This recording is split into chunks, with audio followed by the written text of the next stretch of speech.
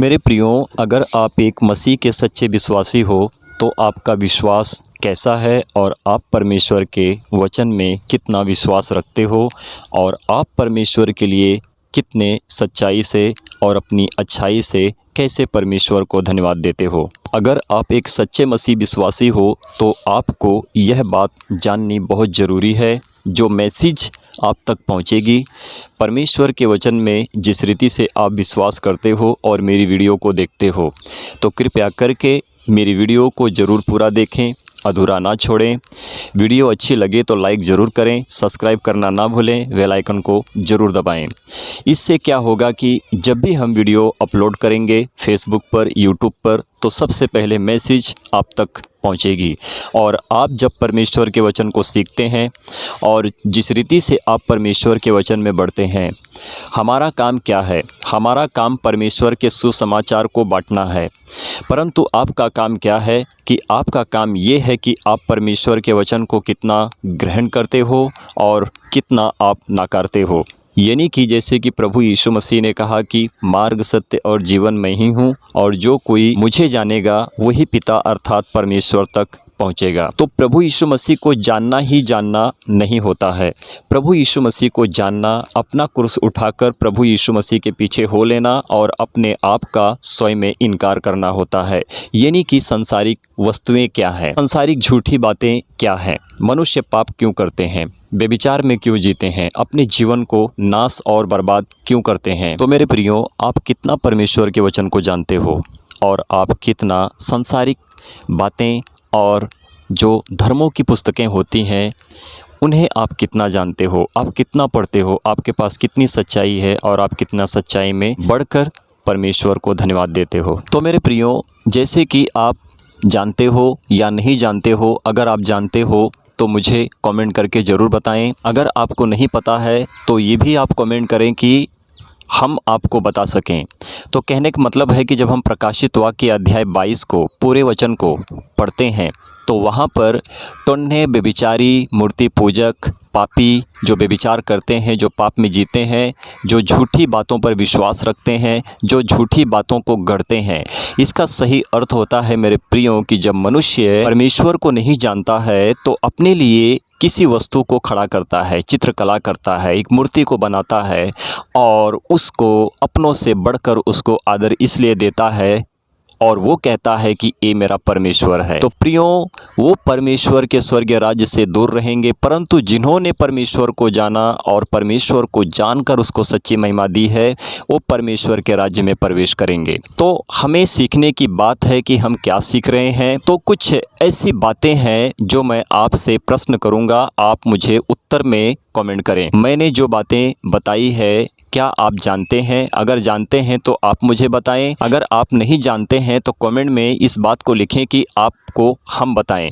तो हम आप तक सही बातों को जब दूसरी बार वीडियो को अपलोड करेंगे तो वहां पर इन प्रश्नों के उत्तर को हम जरूर देंगे। तो प्रियो, जानने की कोशिश करें। जब हम हिंदू धर्म की पुस्तक को पढ़ते हैं तो वहाँ पर कुछ ऐसी बातें हैं, राम के ऊपर हैं, हनुमान के ऊपर हैं, शंकर के ऊपर है और कृष्णा के ऊपर है।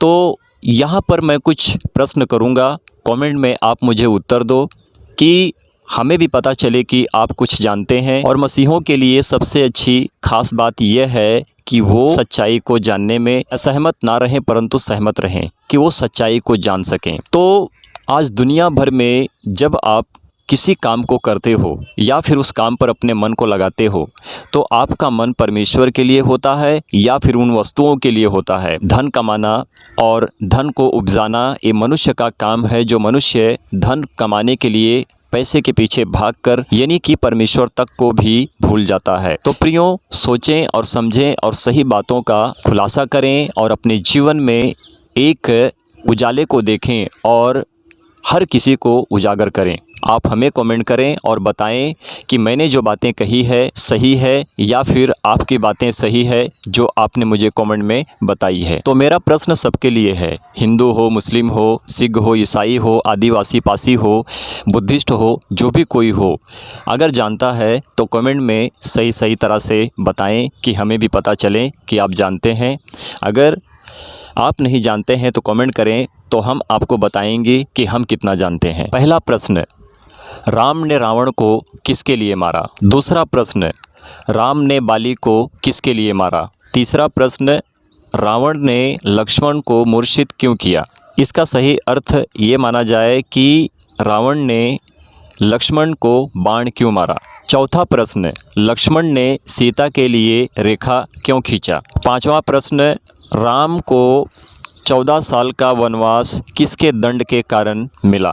छठा प्रश्न, हनुमान ने संजीवनी बूटी को उठाने के लिए पूरे पहाड़ को क्यों उठाया और उनको संजीवनी बूटी क्यों पता नहीं चली, उन्होंने पूरे पहाड़ को क्यों उठाया? सातवां प्रश्न, राम ने सीता का अग्नि परीक्षा क्यों ली, उन्होंने क्यों अपनी पत्नी के ऊपर विश्वास नहीं किया? आठवां प्रश्न, श्री कृष्णा जिसे कहते हैं हिंदू धर्म में भगवान, उन्होंने कितनी पत्नियों के साथ शादी की और क्या राधा उनकी पत्नी थी या फिर प्रेमिका थी? नौवां प्रश्न, शंकर जी जिसे कहते हैं ईश्वर, उन्होंने भंग में नशा क्यों किया और झूमने क्यों लगे? और 10वां प्रश्न, गणेश किसके पुत्र थे, पार्वती के या फिर शंकर के?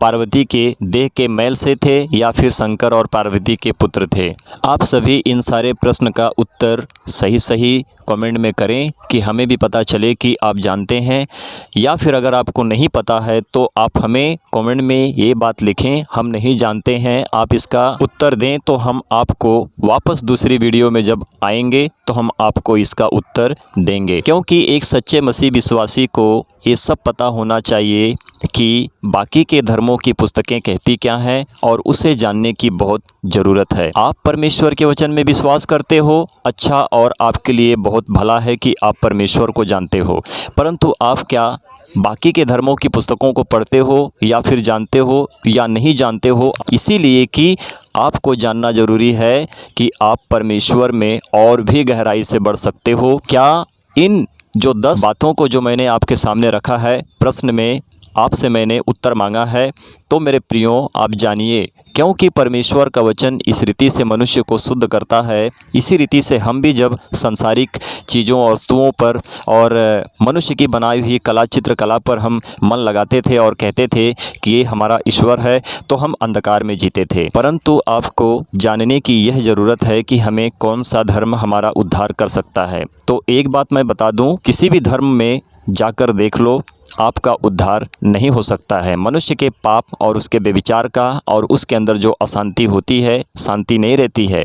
शांति देने वाला राजकुमार प्रभु यीशु मसीह परमेश्वर है और मनुष्य का उद्धार करने वाला परमेश्वर है। स्वर्ग और पृथ्वी का सारा अधिकार प्रभु यीशु मसीह के हाथ में दिया गया है और स्वर्ग परमेश्वर का सिंहासन है और पृथ्वी परमेश्वर के पैरों की चौकी है। तो हमें याद रखना है, हमें परमेश्वर के वचन में गहराई से बढ़ना है। तो आप इन बातों को सोचें, जांचें, और अगर आपको पढ़ने में दिक्कतें हैं तो आप गूगल सर्च मारें, आपको जो मैंने प्रश्न रखा है इसका सारा उत्तर आपको वहां पर मिलेगा। आप मुझे कमेंट में करें और कि हम भी जान सकें कि आप जानते हैं। प्रभु आप सभी लोगों को आशीष और ब्लेस करें। इसी रीति से परमेश्वर के वचन में बढ़ते रहें। परमेश्वर की महिमा हो। आमीन, आमीन और आमीन।